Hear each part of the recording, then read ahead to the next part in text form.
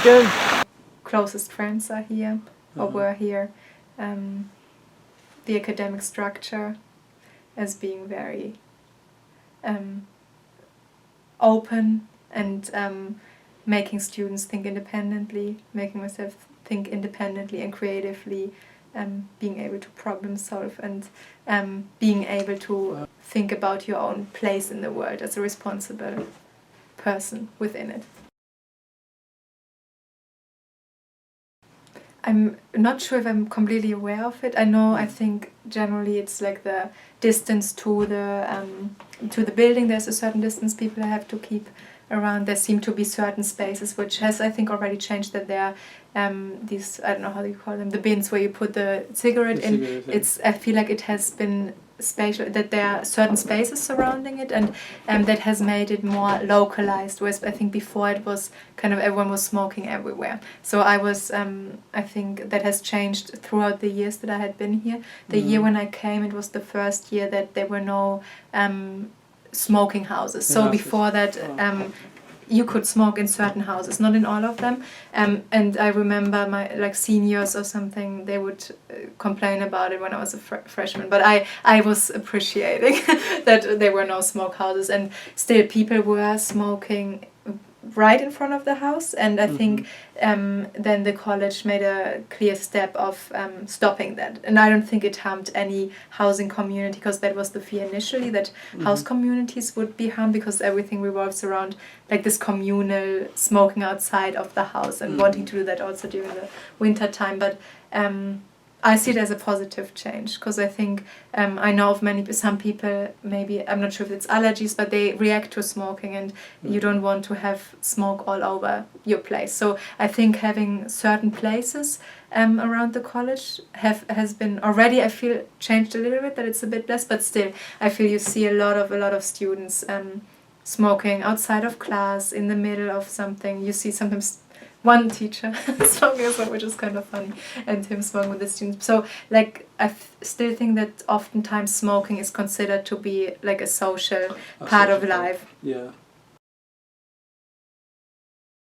So I think one part, what I was thinking a little bit about, and I still am unsure about this, but I know I think in Merck or Perkins there's now like this one floor which is substance free completely, right?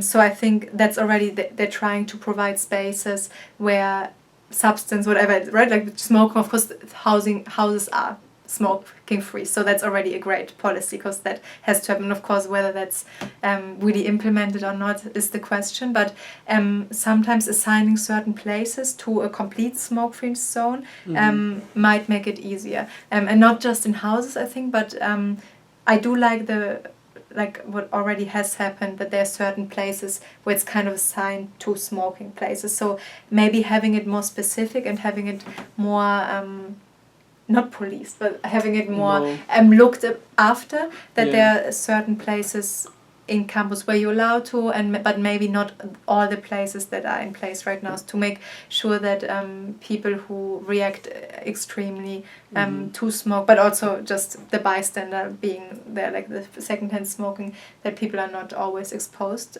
to it.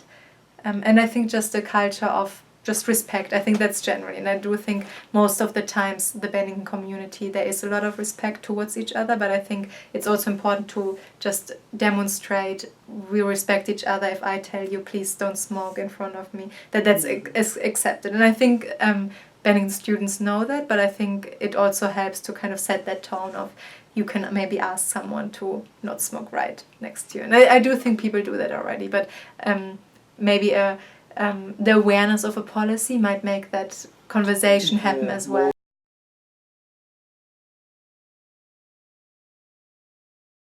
Okay. So I actually work with first year students, so that's a really interesting topic to me. I think one part is just often, it's also I think important to understand whether you start smoking because it's often because of stress, but it's also because of a social structure in place where you feel socializing is connected to smoking. So I don't know what the motivation for many people are, but definitely if it's stress related, I think at least we as an office, we try to release some pressure to understand how can we do stress management without pulling a cigarette or something. So that's one part. I think the stress management part is, because I know like that's I think a lot of reasons why people start smoking. But then I think there's also another part of where it's cool, where it's people do it, it's normal. Maybe you know about the problems with smoking, but you're not quite, you're thinking you're young and everything, so maybe there could be some education a little bit more of what it actually means to become a smoker, and what implications that has to start smoking, and like the risk factor and everything. Yeah. So that could be another part, I think. But I think it would be interesting to also understand just statistically or just also qualitatively why people start smoking. And I think from what I've been hearing from other friends is that it's both parts, both socially but also stress related, and then it's hard to stop later. So, but there may be other reasons as well. Okay, great. Well, interesting. Alright, so what do you think about the smoking policy we have here on campus?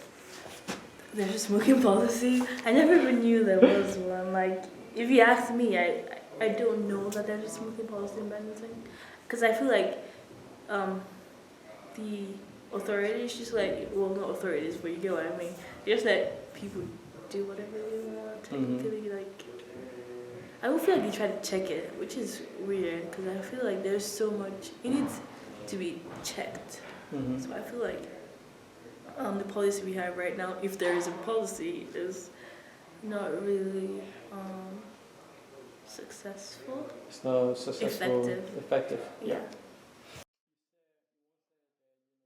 Stuff like that. Like, I don't mean to sound like I'm just some random teenager that does it what everyone else does, but sometimes, I feel like there's kind of pressure. Pressure? Yeah, like can you elaborate on that? Yeah, because I mean, everyone's smoking. It's almost like the pressure is to do what everyone else does, otherwise you don't feel cool. And then like people who smoke tend to form like groups. So like they have these little groups of people smoking all around different places. And then if you know someone, if you don't know anyone at all, you tend to feel left out, you know? So it's like trying to join a group, even though I really don't like groups, but trying to at least make friends would be technically joining a group.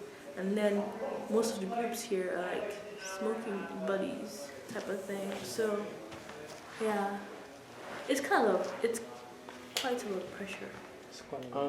If you had a chance to create a new policy or redesign this current policy we have here that focus on tobacco, which is not effective, what would you do? I have no idea. Honestly, I do not know. Okay. Because I can't find a way to create a balance, you know. I feel like there should be one. Like they really need to do something about it. But off the top of my head, I can't say what exactly they could do that would be effective, you know. Yeah. I'm Sadip. Sadip, where are you from? I'm from Nepal. Bennington has been just like a home for me. There's a lot to do in Bennington. It's more about like creativity, and the most important thing at Bennington is you can build your own, like it's more independent, and you can create your own like subjects or areas you want to go, and it's like more liberal. And it's since I always wanted to go to a small liberal arts college, so Bennington is that. So I think like Bennington is a home for me. Yeah, the best experience Bennington is I think like mostly the parties. In Bennington, as per the smoking stops, I think there need to be some change. Yes. And some actions should be taken place, because I think like smoking is like not a big like there is no any actions taken for smoking, and so I think there need to be some changes. there need to be like some positive changes taking place.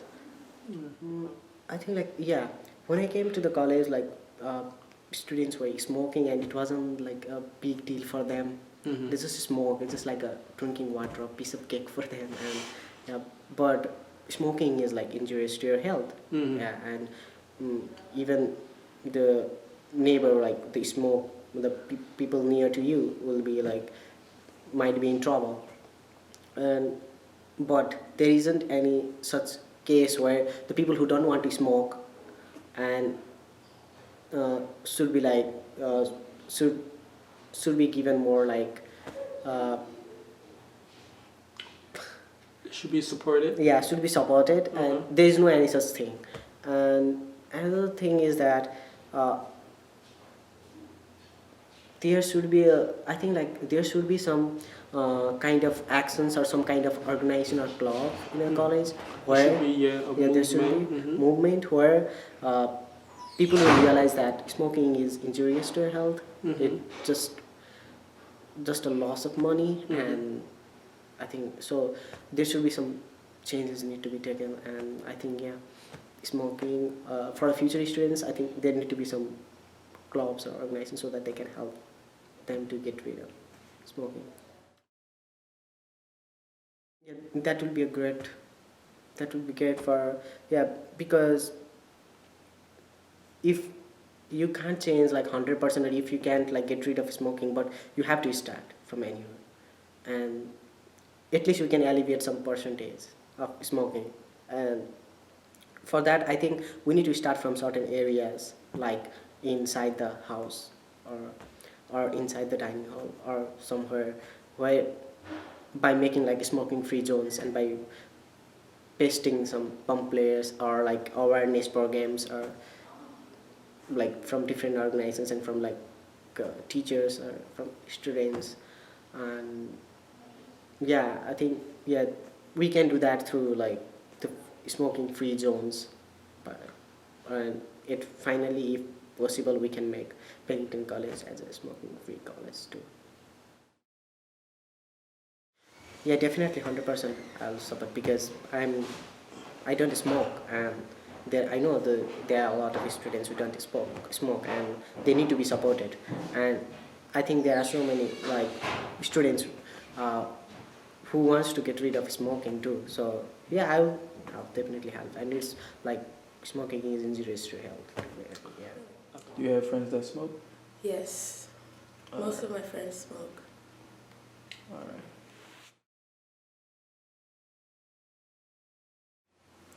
I feel like it's very much all about trying to fit in, trying to be part of something, I guess. But I feel like smoking is totally the wrong way to do it. Because I do have friends that smoke, and in order for them to hang out with me, I don't need to be smoking with them. They know that I'm a non-smoker, so they are respectful of that, and they don't smoke around me. No, I don't. I mean, if you're asking me if I think it's effective, I don't. Then, use one word to describe Bennington as a student. Interesting. That's a boring word for it, but yeah. I can use more than one word now in this situation. That's good. Being creatively turned on, doing a lot of work that inspired me and made me laugh. From my time as a student and now being in this position of the Bennington College community. An overall, all-encompassing view of it. I think my overall opinion is it's multi-dimensional, and there are a lot of complicated ways that people interact and exist. And I think being on both sides as a student and now being on the staff side of things, it's interesting to kind of see all of the layers that go into making a community, that if you were only situated in one area or the other, you might not see the nuance to it. So if anything, I've become hopefully more empathetic to different sides of different issues in a lot of ways that make this community work. People necessarily feel is harmful, or that people don't necessarily think of it as being harmful to themselves in the long run at this point, which is probably just a general way that a lot of young people feel about a lot of the decisions that they make, and in some regards very rightfully so. You know, it's a long life and you'll head in a lot of different directions, and you can change your habits now if you want, and you can turn out to be okay people later on. But the other problem is that there are other people who can develop habits that get worse and worse as things go along too. So trying to get an idea of what other colleges are doing, what people in general do, and where we kind of go from here is all new territory for me. So I'm still kind of learning as we go along with everyone else. Mm-hmm. Thinking about then too, with that being the case, what other ways can people interact where smoking and other just kind of general, what other ways can you have people mingling that's not involved with a habit that's potentially harmful or can become habit forming or can lead to negative things down the road? So are there ways that we can have more open spaces where people can get coffee together, or are there other activities that we can set up, or social environments where people can feel comfortable stepping in and can feel like a more inclusive community, and to really get that connection that way, rather than, for example, in my case, how it took a little while because I wasn't having those initial interactions with people because it was based mostly around drugs and alcohol, which aren't things I was particularly interested in. Are there ways that we can find spaces for people to kind of interact and get to know one another outside of that? And I don't think that's too horrible of a concept and an idea. It's a matter of, I think, everybody from a lot of different areas, house communities, house chairs, administration, students just as students, thinking of different ways to interact and meet one another and be social. Sure, right. And I think it goes back to adjusting behavior, even ever so slightly. So having house events or community building moments that don't revolve around that. Opportunities for people to interact and to begin kind of forming who they're going to be in college and what they want to do in a way that doesn't involve something like smoking. So, for example, if smoking is less prevalent right outside the houses, it'll just make it that much more challenging for a student to decide that, you know what, I'm going to hang out with these people right outside and do what they're doing because it's what they're doing and it's just a social way for us to interact. So, for example, if there's a policy where I know some college campuses have a policy where it's a smoke-free zone on campus, so students and faculty and staff interested in smoking would have to go to the parking lots or off campus to do something like that. When you're taking that habit and putting it out of view, I think people are less likely to see it as the norm and are less likely to then engage in it for the sake of having something to do or for interacting with people. I think that's a change that can go a long way towards keeping those, as you're saying, the statistic of people come to school as not smokers and then by the end are smokers, could be a way to just allow for various behaviors such as not smoking to become more prevalent and to feel more like the norm, because I think for a lot of people it feels as though smoking is the norm, which is a wonky perception to have. So if we can find ways to make it easier to have non-smokers on campus and to have that feel like that's more normal, I think we're less likely to see students who are non-smokers, we're less likely to see them become smokers by the end of their time.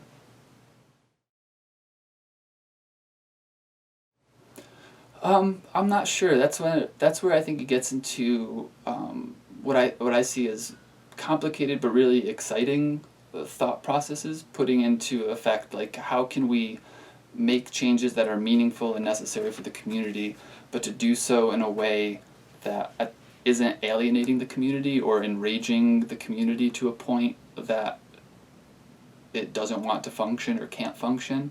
At the same time, understanding that the administration has a responsibility towards encouraging healthy adult behavior, taking students who are in high school, who are now young adults, and showing them the ropes to kind of help them become healthy, well-adjusted adults in this world.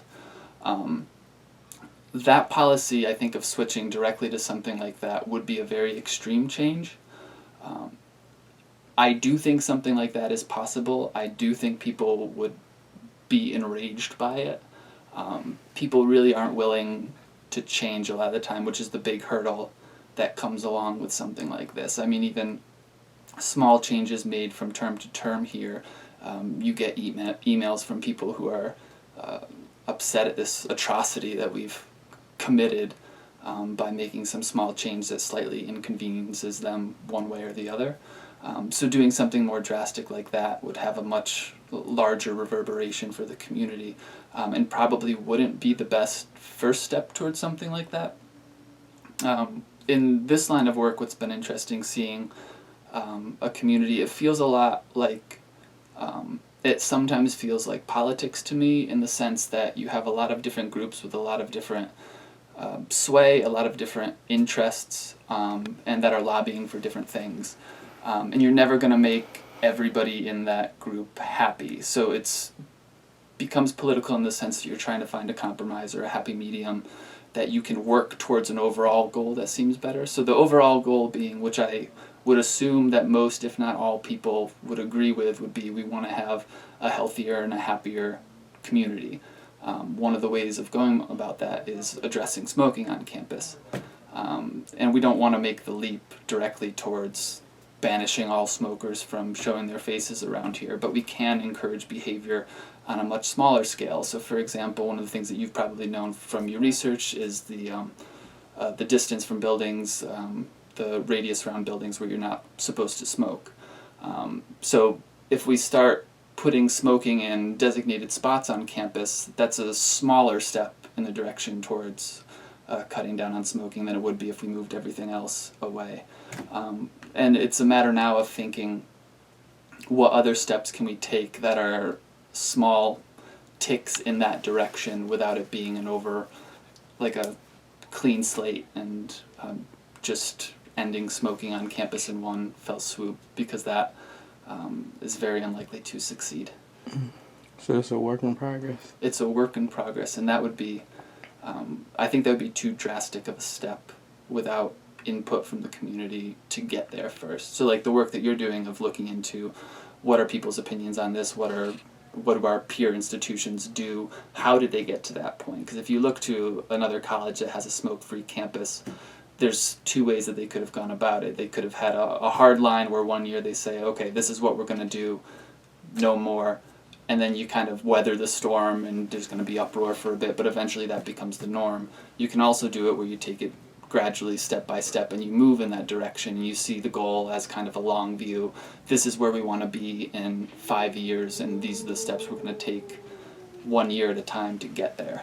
And it seems as though the slow and steady approach works well at Bennington. How are you? Doing good, how are you? That's good.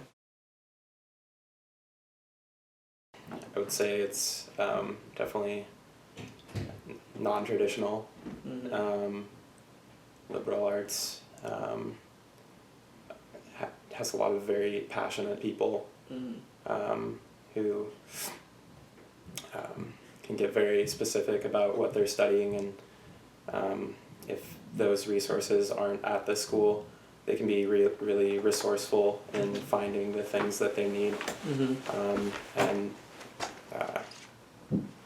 how they pull all of those things together, I think, is specific to each person, but I think it's a pretty amazing place. It definitely has some of its flaws. Being a junior now, I can see some of those, but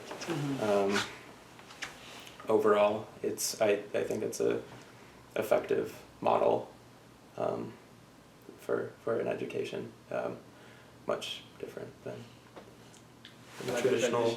education. My major is environmental studies and music, and hopefully next term I might be going to Australia to study abroad, to study landscape architecture. Oh, that's good. So favorite one. Favorite, yeah.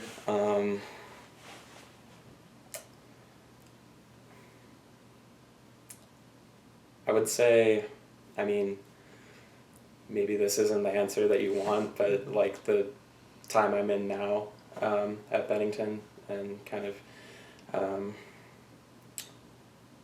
like this fieldwork term has been really, really good thus far. Just because I feel more set in my concentration and like what I'm actually studying. My first 2 years, I kind of took I kind of went wherever the wind blew me and like took all sorts of classes, and so I'd say now is like the time that I'm my favorite moment of Bennington. Yeah. I think that's a really good idea because to make a smoke-free campus, we were talking about this the other day, and Mickey was saying one of the misconceptions of a smoke-free campus is that nobody can smoke, and that's what I thought a smoke-free campus was, that like literally nobody could smoke. But then we started talking about there are designated areas for you to smoke, and that made a lot more sense. But I think having areas on I don't know exactly where you would put them, but on the edges of campus, ideally maybe away from academic and buildings, and not too far from the houses, especially given the winter months of Bennington. Well, I know what you're trying to do in making a smoke-free campus. I'd say I'm all on board for the idea. I know that I don't like to be around secondhand smoke if I can avoid it. I'd rather not be around it. Not to mention it can be sad seeing people come to Bennington who weren't smokers before, and then pick up smoking at Bennington.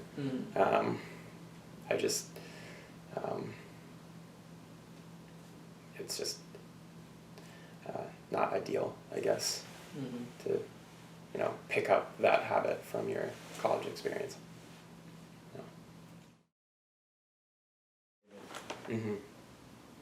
Yeah, I mean, it's a major health hazard. Secondhand smoke is definitely, and I saw an article about third-hand smoke is also a thing. Like, just having, like your clothes, can give off all sorts of chemicals after the fact. So aside from inhaling the smoke itself from another person smoking, also just having like the residue on your clothes can. So there are a lot of health impacts of smoking. I know sometimes I worry about, like every time I go outside, I usually end up walking behind someone who's smoking a cigarette. And while I recognize, that's a lifestyle choice, and it's,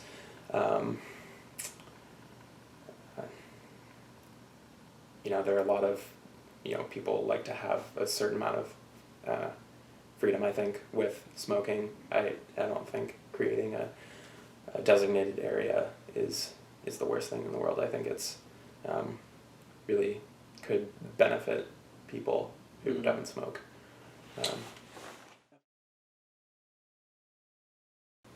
I think orientation is probably a good place to start.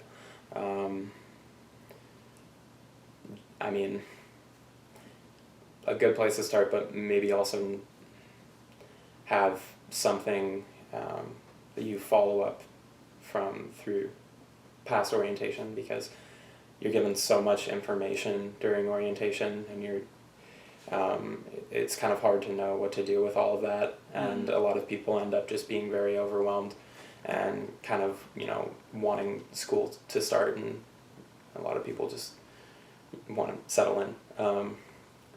So I think maybe having a more active effort with health services. No, like I was gonna say like an ongoing thing, like throughout like the course of the year, like having like a bits of meetings and stuff like that, or like assembly and things like that. That's not what you're trying to say?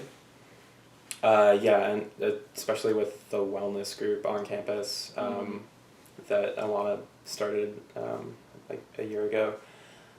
Maybe having wellness peers be a resource for people if they're looking to stop smoking. Maybe people could reach out to them and say, hey, I'm thinking about quitting smoking, and then they could provide them with resources, whether it's nicotine gum or whatever else, to help.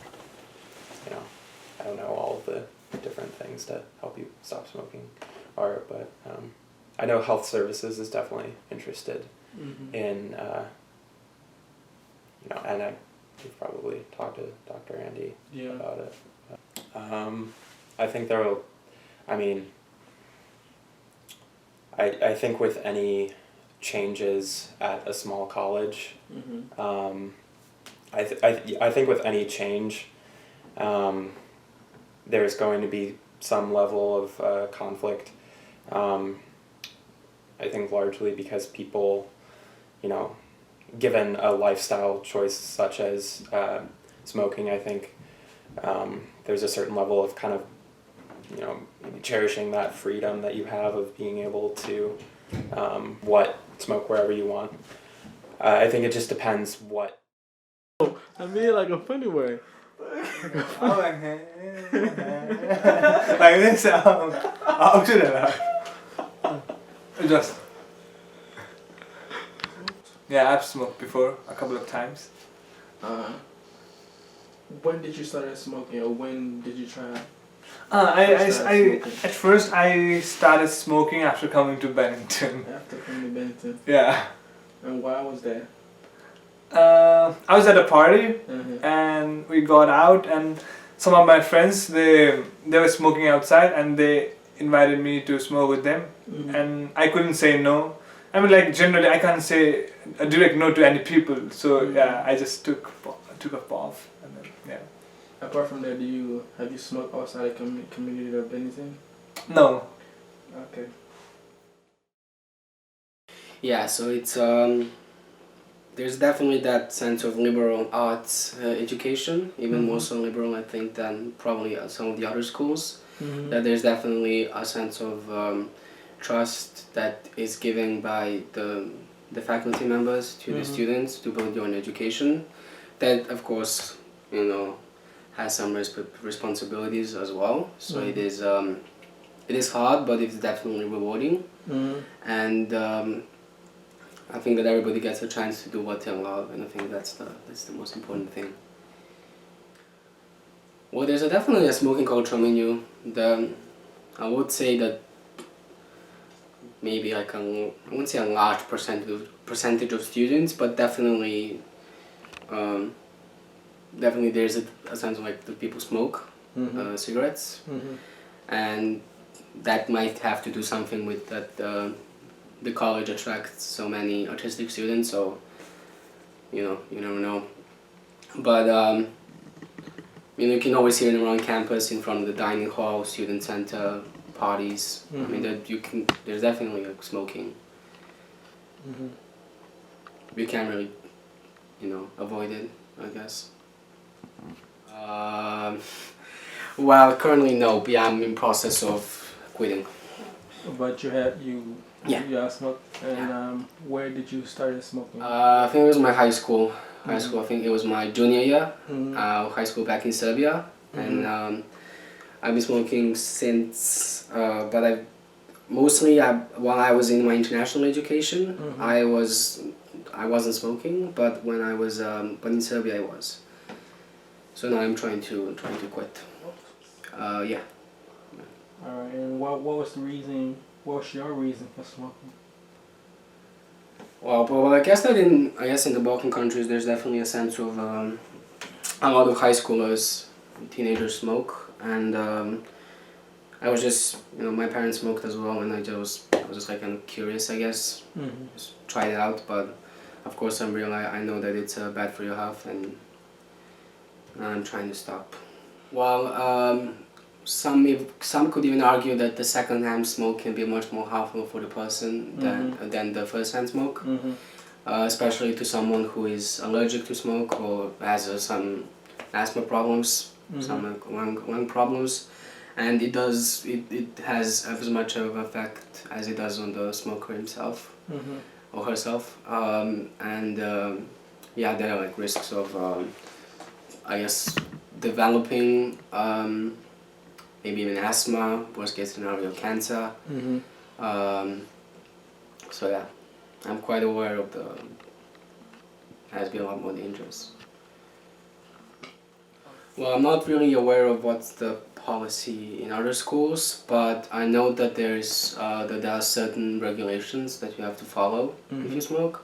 So it's you can't smoke in enclosed spaces. You can't smoke in classrooms. So it has to be somewhere outside, outside of buildings. It has to be, I think, a certain distance from the building itself. Yeah, but here on campus, you have students who just smoke right at the door of the house. Yeah, that's true. Yeah. So what do you make of that? Well, I guess that it is a rule, but it's not. I guess adequately enforced, or at least as long as the campus security doesn't see you, then you're sort of out of the clear. So there is that like understanding of the rule, but not a lot of people respect it. And if we were, for example, to say like the winter days when it gets pretty a lot of snow, then I guess also a lot of people use that opportunity to like smoke relatively near to the house because they don't want to get out the cold and into the snow. So yeah. Okay. I guess that we can do on our part, on like the community's part, to raise awareness about the dangers of smoking, which I'm sure that a lot of people are aware already. But I think when it comes down to just the personal responsibility and the will of the person himself. Who if he or she decides to smoke, then there's nothing really anybody can do about it. Well, I guess I would maybe more harshly enforce the rule about not smoking in very close to the building. Maybe even raising to the level of penalties for smoking in the room itself. I would maybe enclose specific places on campus, like squares or like a small building during winter for smokers specifically, if they want to go and grab a smoke. Or for example, in like every house, there is like a small like space where you can go in and smoke a cigarette. That's probably what I would do. How can I help you? Yes.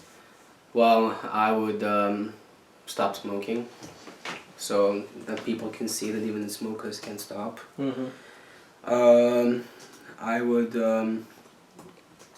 maybe give out flyers directly, maybe even create like an animation or something more, something that people can relate easier to, maybe something a bit more entertaining, more comedy, or just sometimes even a flat-out truth with graphic details is necessary. But I think definitely the prices of cigarettes help a lot as well. I know they're quite expensive, so that's one of the reasons why I stopped smoking as well, because it's just not affordable.